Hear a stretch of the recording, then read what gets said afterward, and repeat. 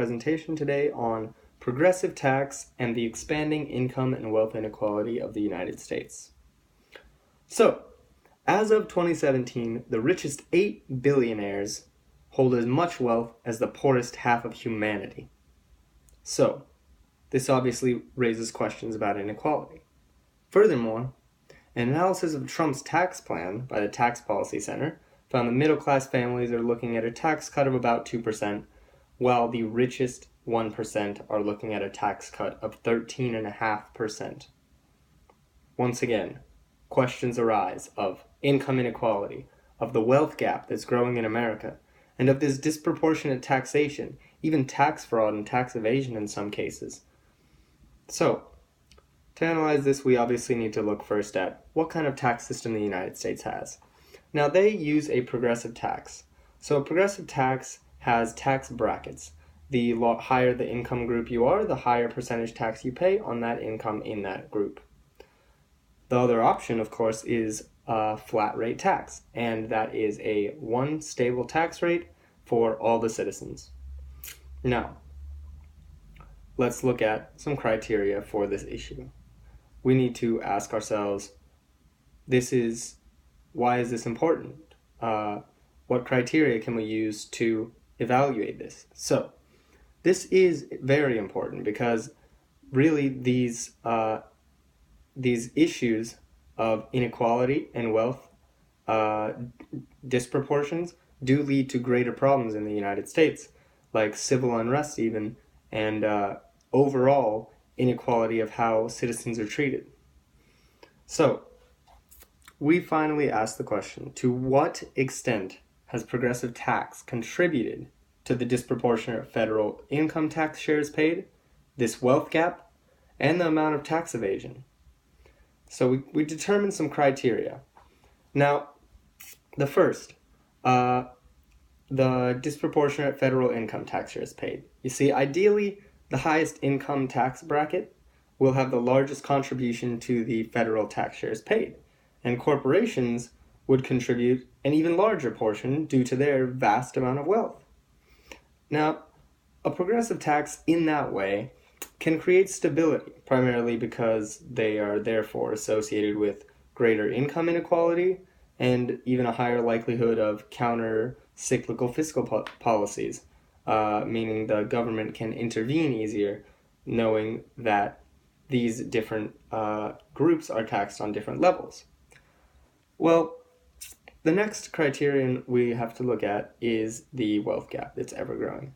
You see, consistently, if progressive taxes decrease or if a flat rate stays the same, the richest people will continue getting more and more wealth. Thus, a wealth gap will occur and it will continue to grow. This consistent unequal taxation of citizens and corporations leads to the growing wealth gap. Now, lastly, we have to look at the tax evasion, and it cannot be directly measured, but it can be indirectly observed. You see, we can do this by looking at countries that have switched from progressive tax to flat rate tax in the last 20 years. And through this, we can determine what is their change in revenue and how did they work with the loopholes and with the payment simplification over the next year. So, let's go back through the evaluation of those criteria.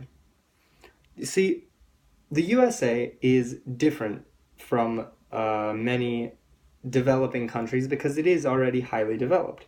So, their tax system is starting to go backwards. One major issue is the reduced taxation to the top income percentage, and this effectively takes progressive tax and destroys the progressivity of it, as they are consistently taking less and less of a share from the rich for the last 30 years. The top 0.01% of earners paid over 70% of their income in federal taxes in the 60s. Now they only pay about less than 35%. So, we have to look at why this is occurring and how the progressive tax can fix this. Furthermore, the top quintile of the income distribution received about 43% of income in the 70s. Now that has risen to over 50%. So the top 10% is the richest, richer than the bottom half, again. Now, this constant rise of this income inequality and the can be combated by the progressive federal income tax, but only if it is truly set out to lower inequality. Because currently, the taxes are lessening every year, and therefore actually contributing to a greater problem than just tax proportions paid by each income group, but actually the wealth inequality gap overall. So you see, the wealth of the richest 1% has skyrocketed over the last 30 years, while personal and consumer debt has ballooned for those in the middle and bottom class. Now, the United States has to take this problem and either become more progressive again by increasing rather than decreasing the tax to this highest income group, or just abandoning the broken system altogether and reforming for a flat rate tax. You see, this is a fundamental issue for a democratic and progressive nation, since in the long run, it results in greater unemployment, eventually an ever-struggling lower to middle class that just cannot grow since the wealth is so unevenly distributed. Lastly, this leads us back to another big problem in the United States, which is tax evasion.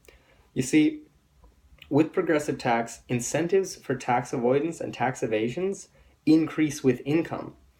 This reduces the tax revenues and efficiency in the tax system, as well as creating inequality. This was found by the OECD in a study in 2006. Now, this is a major issue as well, as over the years, even you would expect for the taxation on the rich to either stay the same or increase due to the fact that they are gaining so much more wealth. But it has been the exact opposite, and the incentives for tax avoidance and evasion are always increasing. So, we have to look at what these avoidances are. One major one is government-backed securities, especially local municipal government-backed securities. They basically allow for a investor to invest in these government-backed securities, and everything that is profit on the interest that they get over the next year is tax exempt, as well as the money spent on the municipal security. So this is obviously a way to take a certain portion of income and make it tax exempt, but only really effective for those who are very wealthy. The lower class do not really need this tool and can't use it. Next, you have to look at the corporations, as they are paying much less tax, and you're going to have some corporations starting to pay 0% tax by offshoring. Now, Russia's solution to the tax code of 2001 was very simple. They just reformed to a 13% flat rate tax, and actually over the next year, the economy grew at almost 5% in real terms, while the revenues from the personal income tax increased by over 25%. So that was all over 1 year, and the tax reform had a substantial direct impact on the very highly paid, but a rather moderate direct impact on the majority of the Russian income taxpayers.